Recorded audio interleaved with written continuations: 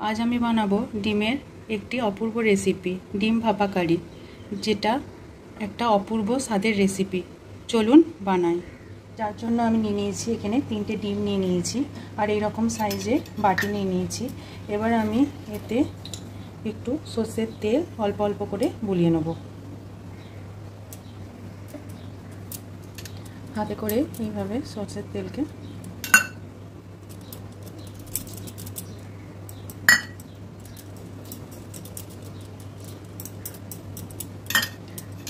বুলিয়ে নিলাম। এবার একটা করে ডিম আমি ফাটিয়ে এতে দিয়ে দেব।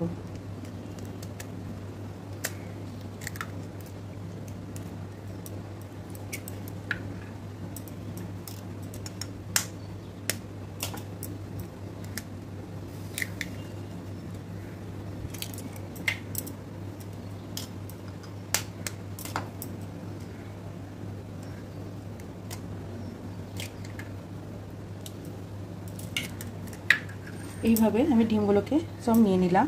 এবার এর উপর কিছুটা আমি দিয়ে দেব কাঁচা লঙ্কা কুচি,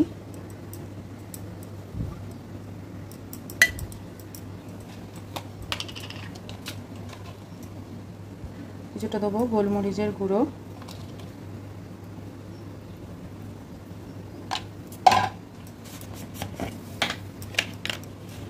আর দেবো অল্প নুন।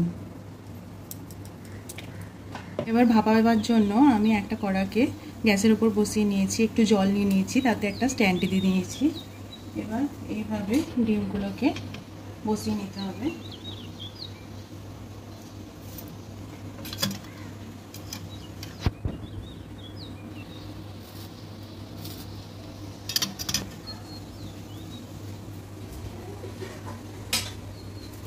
দিয়ে 5 মিনিটের জন্য একটা চাপা দিয়ে ভাপিয়ে নিতে হবে। 5-6 মিনিট বাদে আমি ঢাকনাটাকে তুলে নিলাম। দেখুন ডিমগুলো ভালোভাবে ভাপা হয়ে গেছে। এবার আমি গ্যাসের ফ্লেমটাকে বন্ধ করে দেব। এবার ডিমগুলো একটু ঠান্ডা হলে আমি বাটি থেকে ডিমগুলোকে বার করে নেব।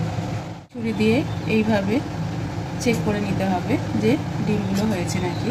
দেখুন গায়ে একটুও লেগে নেই, তার মানে ডিমগুলো আমার সবকটা ভালোভাবে ভাপা হয়ে গেছে। এবার ডিমগুলোকে এইভাবে ধারগুলো আমি ছুরি দিয়ে একটু কেটে কেটে নেব।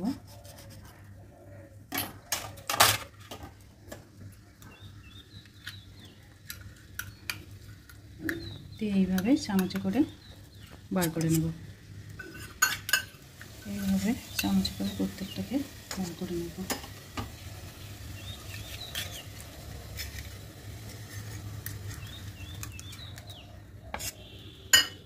প্রত্যেকটা ডিম আমি বার করে নিয়েছি। এখানে কড়াটা আমি গ্যাসে দিয়ে দিয়েছি। কড়াটা আমার তেতে গেছে। এবার আমি এতে সরষের তেল দিয়ে দেবো।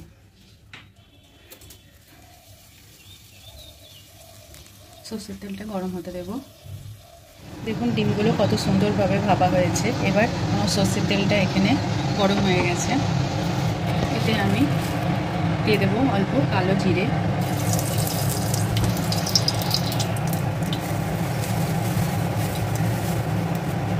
কালো জিরেটা একটু ভাজা হয়ে গেলে একটা দিয়ে দেবো শুকনো লঙ্কা,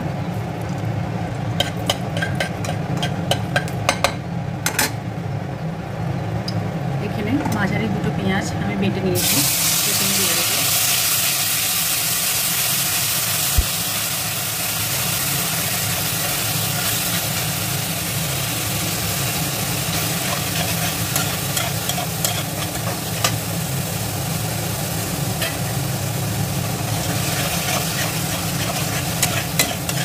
পেঁয়াজটার একটু কাঁচা গন্ধ চলে গেলে আমি এতে নিয়েছি কিছুটা রসুন আর কিছুটা আদা, এটাও দিয়ে দেবো। দিয়ে ভালো মতো করে কষবো। এবার রসুন, পেঁয়াজ আর আদা ভালোভাবে ভাজা হয়ে গেলে আমি এতে কিছুটা শুকনো মশলা দিয়ে দেবো। প্রথমে দিলাম হলুদ গুঁড়ো, তারপরে একটু কাশ্মীরি লঙ্কা গুঁড়ো, তারপরে একদমই অল্প ধনে গুঁড়ো আর অল্প জিরে গুঁড়ো। একটু ভালোভাবে কষিয়ে নেব।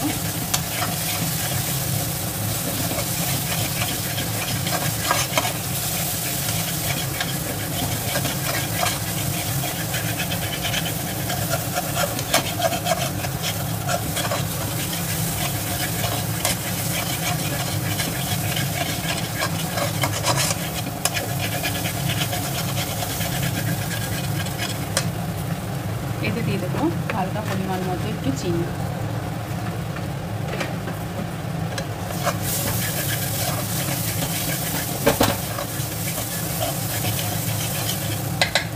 দেখুন তেলটা একটু একটু করে ছাড়তে লেগেছে। এই সময় একটা ছোট টমেটো আমি কেটে রেখেছি, সেটা দিয়ে দিই। দিয়ে এই টমেটোটাকে ভালোভাবে মশলার সাথে কষে নিতে হবে তেলটা ছাড়া পর্যন্ত। দেখুন মশলাটা থেকে ভালোভাবে তেল ছাড়তে লেগেছে। এই সময় পরিমাণ মতো নুন আমি দিয়ে দেবো। নুনের সাথে ভালোভাবে নেড়ে চেড়ে মশলাটাকে নুনের সাথে একটু কষিয়ে নিয়ে আমি এতে দিয়ে দেবো পরিমাণ মতো অল্প জল।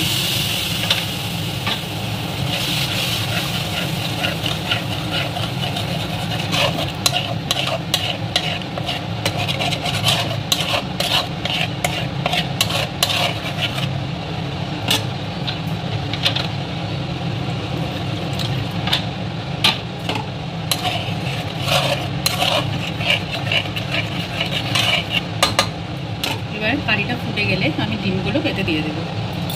কারিটা আমার ফুটতে লেগেছে। এই সময় আমি দেখুন ডিমগুলোকে দিয়ে দেবো।